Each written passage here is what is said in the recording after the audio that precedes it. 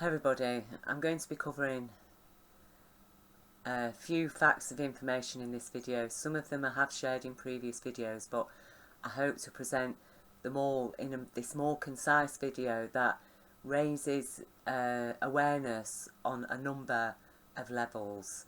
So to start with, we're going to deal with controlled opposition. Now, I'm not saying that Double Down News is actually a controlled opposition alternative news network.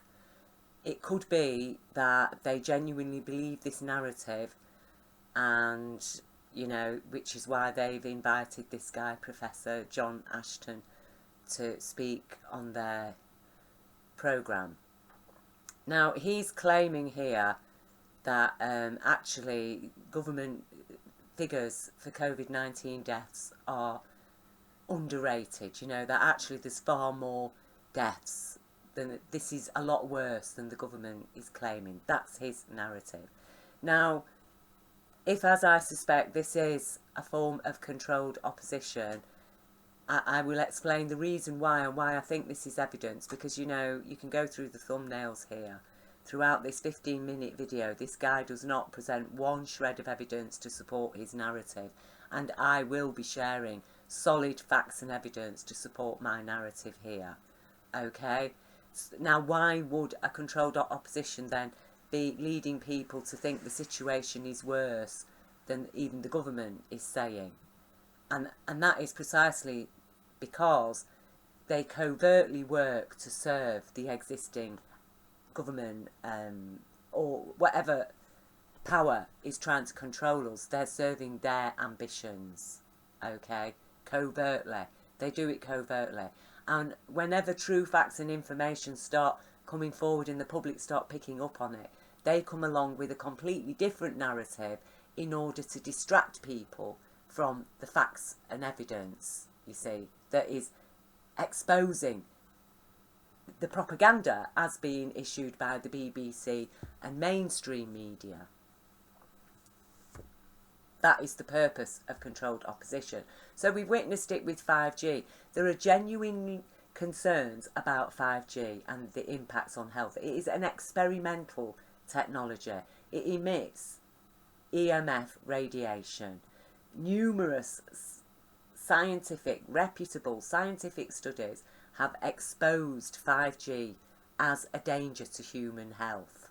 Okay? And plants and other creatures. That's the scientific evidence. It's so serious that Switzerland has halted the rollout. I think so has Brussels. Other countries have halted it because they're concerned about what's been exposed in these scientific studies and the fact that there are no substantial existing scientific studies. And so what does the alternative media do then? Is they bring out the narrative that 5G causes COVID-19 specifically, that COVID-19 is directly caused and created by 5G. That was the narrative that was put forward by alternative media networks.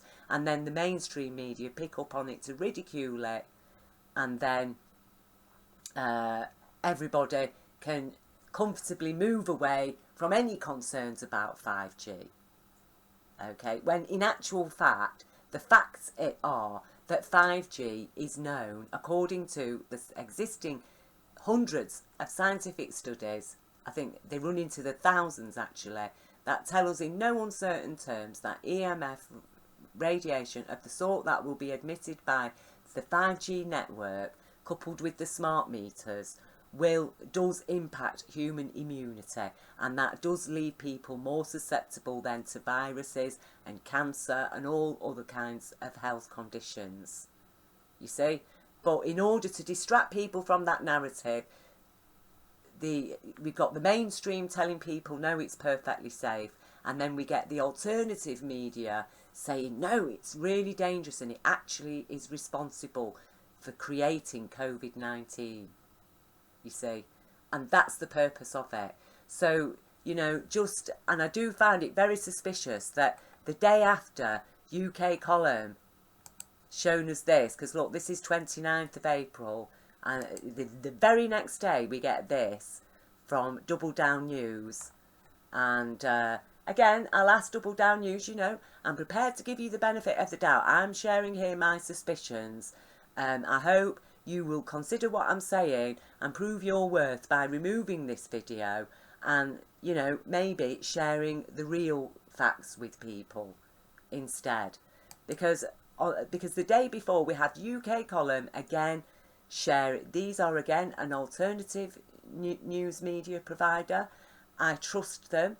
You know, I'm not saying that I agree fundamentally with everything, you know, their take on all of the news that they present, but I do fully respect them as a trusted news provider who are on the side of the British people. They're not anti-establishment. I would say they're pro-human rights. Okay, they're pro-humanity, pro-law. And this is what they showed on their news programme yesterday. Now, I know for sure that UK Column would not have presented this piece of evidence here, this information, if they themselves weren't 100% sure that, one, it was coming from a trusted, genuine source, and two, that it was not reflective of what we know already is generally going on at the moment. Okay, so here we have Mark Richards, and he posted this on his Twitter, and, you know, very sorry for your loss, Mark Richards, and what's happened is absolutely despicable. You know, I mean, he says, my aunt died last week. She had cancer for about 3 months and sadly passed away, but on the death certificate she died of coronavirus.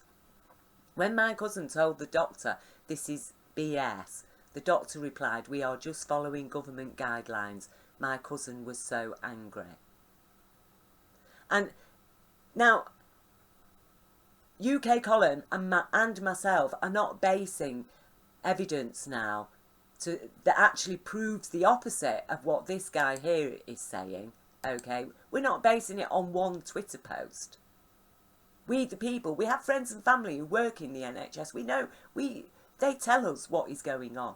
And then we also have the official statements from government representatives both in Britain and in America. I mean, this is Dr. Birx explaining from the White House that anybody dying with coronavirus, COVID-19, anyone who dies with coronavirus is listed as a coronavirus death, and then coronavirus is being assumed to be COVID-19.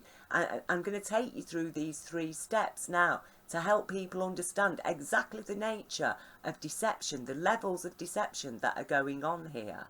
Okay. So, we have this. Now, this is from High Impact Vlogs. Absolutely excellent guy. Again, don't agree with him fully on his take on socialism. I would love to have a chat with him. But I recognise that he's a genuine campaigner for human rights. He's standing up for our human rights, and we all need to understand this as people now. We need to understand that, look, you're not going to agree 100% with everything somebody says or their take on things.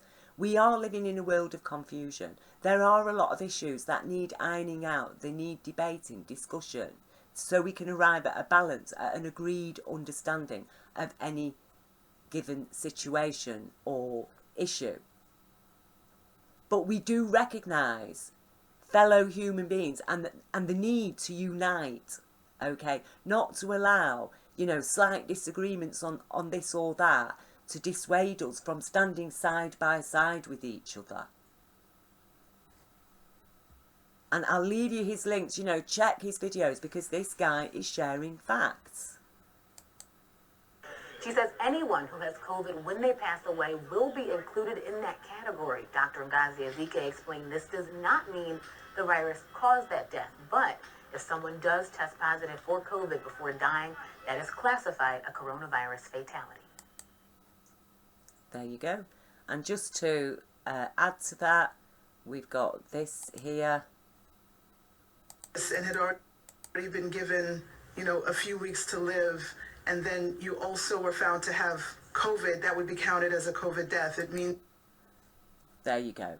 So, you know, we've got the solid facts and evidence to prove without a shadow of a doubt that no, the government isn't giving us watered down figures for the coronavirus deaths. What we're getting are bumped up figures. And why? Why?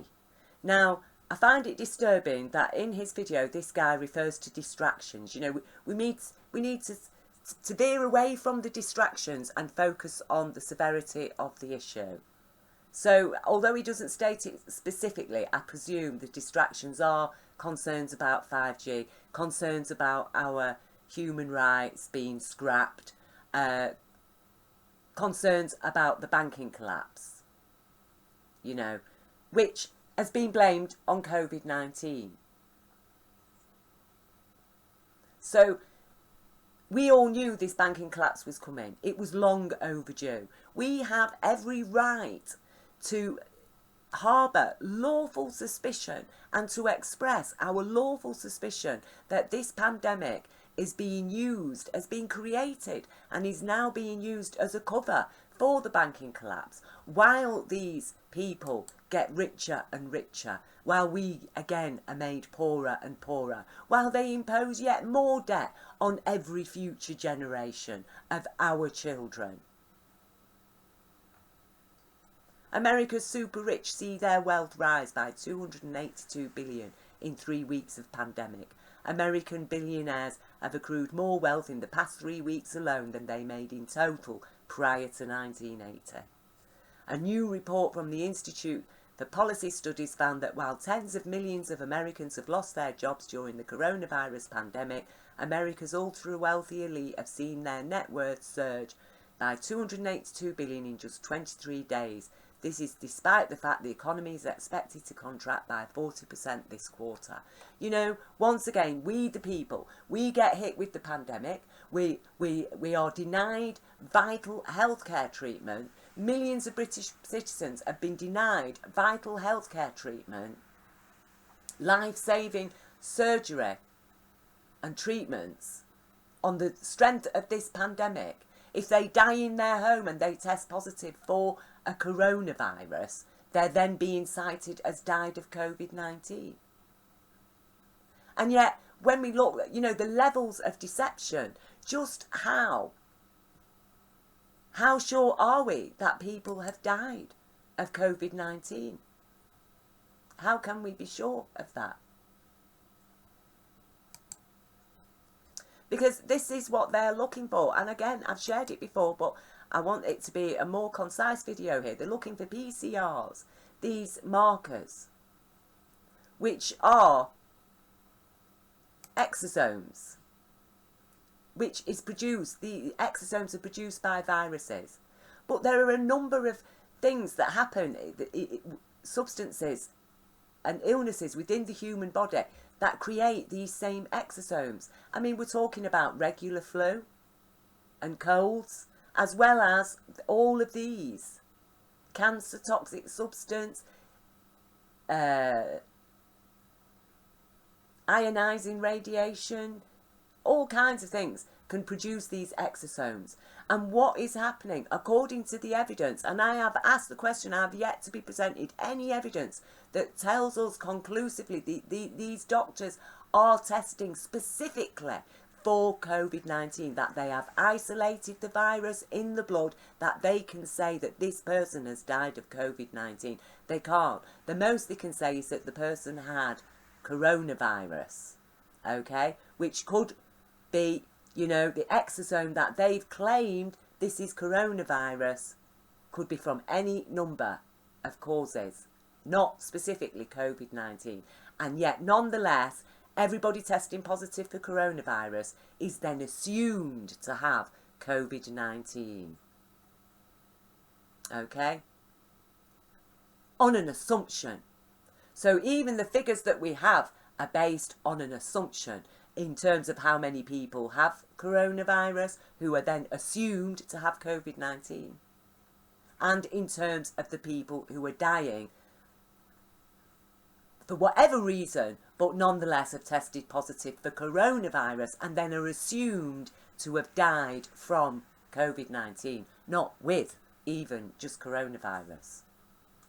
I mean, again, I explain in a previous video and in this one to UK medics, if you are participating in this, along these government guidelines, you are going against your oath, okay? Your medical oath. You are operating against that, because that is an act of fraud. That is an act of fraud to be writing on death certificates that people are dying of coronavirus, to state coronavirus as the cause of death, knowing full well that that is going to go to bump up government figures of deaths of COVID-19 specifically, and you know full well that this person did not die of coronavirus or COVID-19, that actually they died of cancer or for whatever reason. That is an act of fraud. And you medics need to understand that, because pandemic or no pandemic, law is law, facts are facts. A pandemic should not mean that millions of people are suddenly left with jobless, facing homelessness, with their businesses lost and their pensions about to be eaten into. And every generation put under a huge massive debt, and none of us allowed to protest, and even our freedom of speech and expression curtailed. And then we're supposed to be all rolling our sleeves up for the likes of Bill Gates, who is nothing more than a multi-billionaire computer software salesman, wanting to inject us all with his, vaccinate us all with his experimental vaccination, as well as experimental on us with his experimental technology of 5G. Basically turning the whole global population into lab rats. And every medic knows that vaccines do need to go through stringent testing. And even with the most stringent testing, how many people that we know of today, and I'm not going to go through all the links here, but who have been adversely affected by vaccines. That even today, the polio vaccine, you know, which again, I've shared it in here, the polio vaccine now is causing more cases of polio than the wild virus. That is a fact. That is a fact, you know.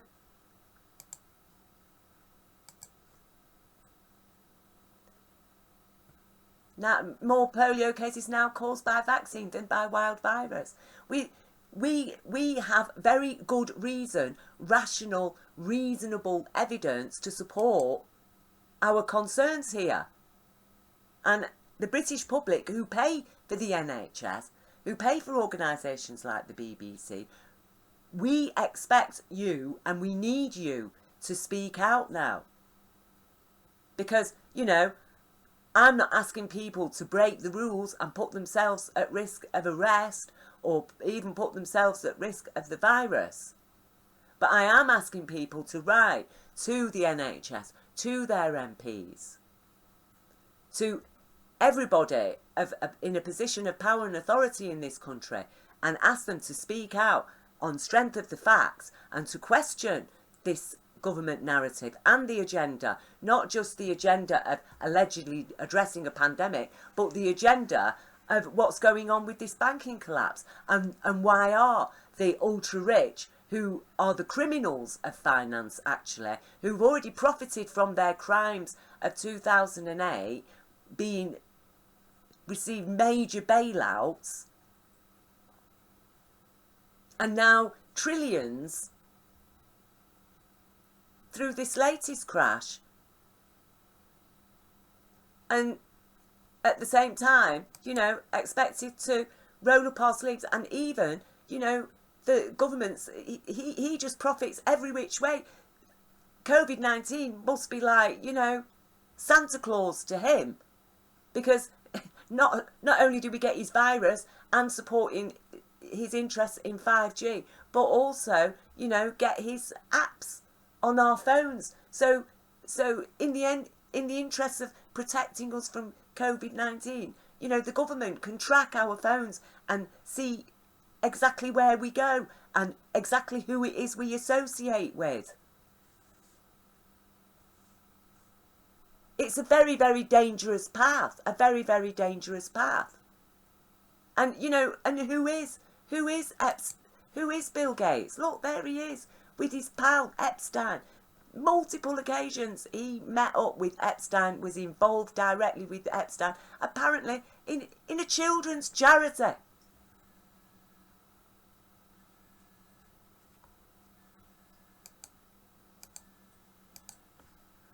I mean, you know, Prince Andrew, all right, he had specific allegations against him from a victim. He appeared on BBC News and had to give an account of his dealings with Epstein. Well, why not Bill Gates? Why was Bill Gates, who owns his own private jet, repeatedly travelling on the Lolita Express, as it was known, for a reason? What were his dealings with Epstein? Why was he trusting a guy who was done for paedophilia to deal with a charity that dealt with children? Or was it a women's charity? And we know for a fact the UN has already identified the fact that these high-profile organised child abuse networks do use charities as a cover for procuring children. So this is a very, very serious level of information. We know for a fact, we have strong suspicions, evidence to support our, again, lawful suspicion that this guy is a prime eugenicist. Sorry, a prime eugenicist. Okay? So why is, for example, the British government and the BBC and even alternative news networks supporting narratives that actually are facilitating the whole of the British public to be vaccinated by this guy's vaccine, experimental vaccine? And what, not one medic has got anything to say about that? Not one British MP? That it is taking ordinary members of the public like myself to address this, to alert the British public to the facts. You know, why do we have medical professionals if they're going to participate in this kind of stuff? This is no less than what? Fascism. It amounts to fascism. That's when you're veering into fascism, when you are denying truth and facts in order to support propaganda. And as I say, what is the propaganda for? Why do they need all this propaganda? Why do they need to bump up the figures? To keep us locked in our homes? To stop us from protesting about these people being made even richer? The people who are blaming humanity for destroying the planet? The exact same corporations that take control of our governments so that they can build things like nuclear power. So that they can destroy, so they can take farms off the farmer and turn them into big corporate ventures that do destroy the earth and destroy the wildlife. And then turn around and blame humanity for the problems. Like, for example, Fukushima. Is it humanity that is responsible for those 3 melt-throughs that are poisoning our Pacific Ocean as I speak? No, it isn't humanity. It's one corporation that is there against humanity's wishes and actually has put humanity at risk, has caused immense damage and harm, not just to humanity but to other creatures and our plant life. And these people get to dictate our children's future and their children forever and ever on the strength of what exactly? I mean, there's been a lot of references from the mainstream media and the governments, USA and UK governments, about comparing the situation to 9/11. Yeah, let's have a look again at 9/11. Let's have a look at the architects and engineers' conclusive evidence showing us that explosives were used in those buildings. But no, instead we'll just focus on COVID-19. And these are the last 2 things I want to look at now, because SARS-CoV-2 was from 2002 onwards identified as SARS-CoV-ACE2, which means severe acute respiratory syndrome coronavirus ACE2 because of this converting enzyme 2. And I am asking the question now of UK medics, is what we're dealing with now, that the coronavirus has been re-identified in 2019 as SARS-CoV-2 minus the ACE, is it actually a watered down version of what was known as swine flu in 2002? Because here we have this article, which as you can see was written in 2007, published in 2010.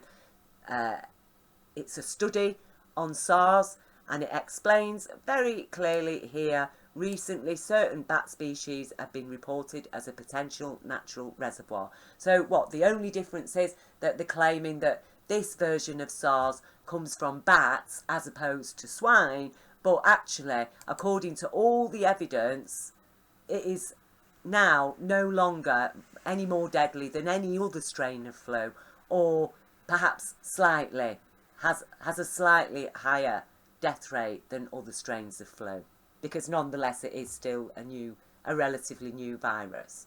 Is that what we're dealing with? Something that actually has been around for 18 years and has now degenerated through the herd immunity. And don't forget, SARS had a 10% death rate of people infected, 10%. This hasn't even got 1%, I don't think. And can we even assume that it has even anywhere near 1% when figures are being bumped up in exactly the way as being explained here? And why do we need opposition, controlled opposition then, if that's what you are, double down news?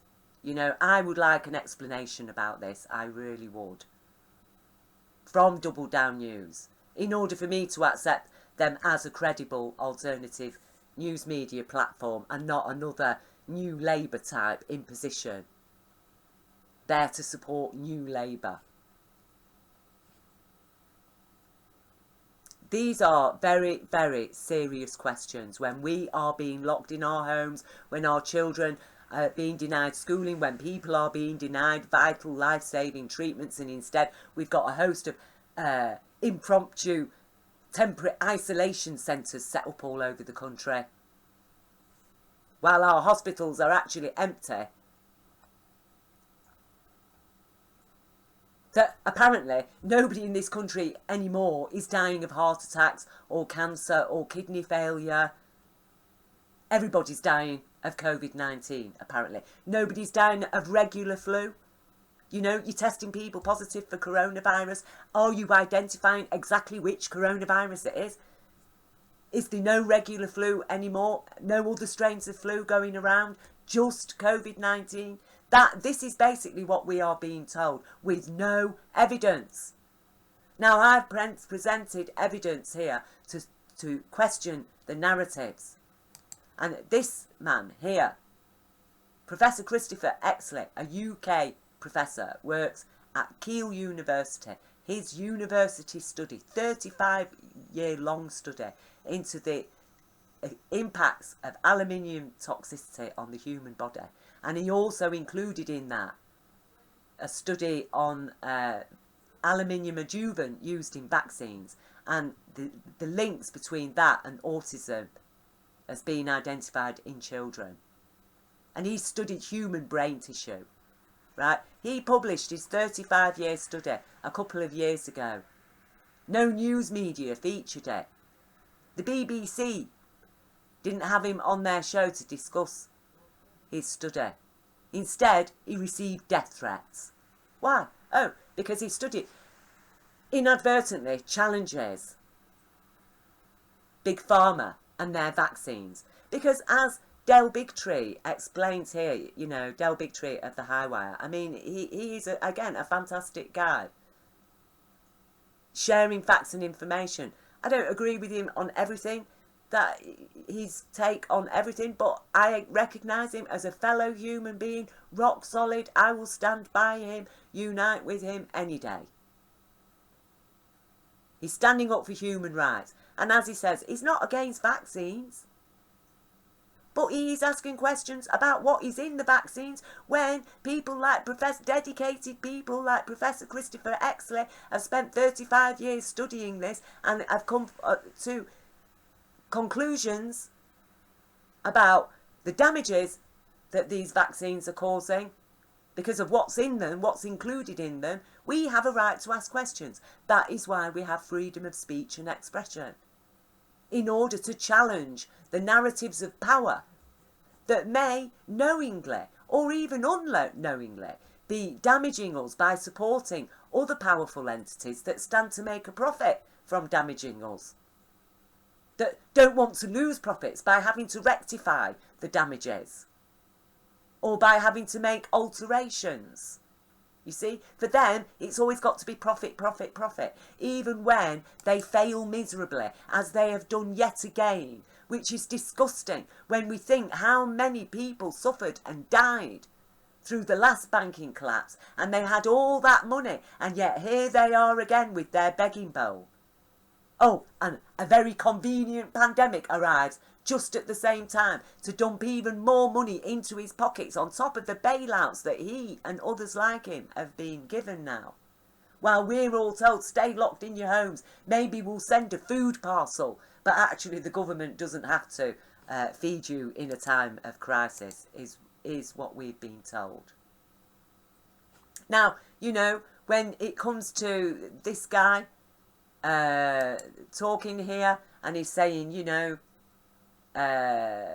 people are being distracted by other things, you know, like I say, he doesn't say it specifically, but I say to you people, you know, when you've got burglars at your door, that does not mean that you can ignore the guy upstairs trying to murder your daughter.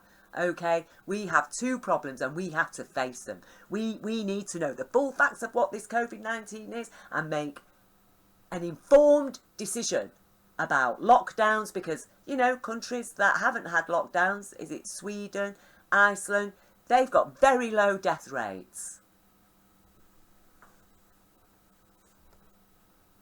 We need to be asking questions, because we have to think not just for us today and our planet, but what we are leaving for the children, what is being left behind for the children, and how these vaccines are going to be impacting our children.